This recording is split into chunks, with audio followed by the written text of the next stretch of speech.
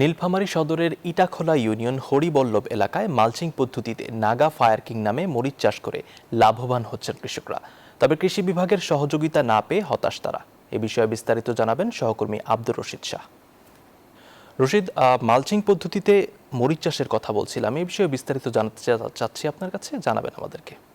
ধন্যবাদ সাবাত। আমি আছি নীলফামারী সদরের হরিবল্লভ নামক একটি গ্রামে। এই গ্রামে মালচিং পদ্ধতিতে যে কৃষক চাষ করেছেন নাগা ফায়ার কিং এবং নাগা ফায়ার প্লাস নামের মরিচ চাষ করছেন। তিনি স্বাবলম্বী হয়েছেন। গত কয়েকদিন ধরে মরিচের কিছুটা দাম থাকলেও এখন মরিচের মোটামুটি দাম পেয়ে কৃষক খুশি। তবে কৃষকের অভিযোগ করেছেন কৃষক তিনি কৃষি বিভাগের কোন রকম সহযোগিতা পাননি বলে আমাদেরকে জানিয়েছেন। তা আমার সামনে কৃষক আছেন, আমরা কৃষকের সাথে সরাসরি কথা বলতে চাবো। আপনি কত শতক জমিতে এই মরিচ চাষ করেছেন? আমি এখানে ৪৫ শতক জমিতে মরিচ চাষ করেছি। কৃষি বিভাগ কি কি সহযোগিতা করে? কৃষি বিভাগ সরকারি কর্মচারী ঘর আমার কোনো সহযোগিতা করেনি, ওরা দেখতেও আসেনি।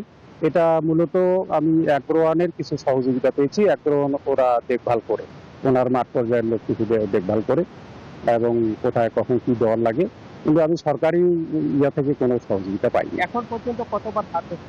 এখন পর্যন্ত আমার এটা তৃতীয়বার হারভেস্ট চলতেছে আর কি, এই যে হারভেস্ট চলতেছে।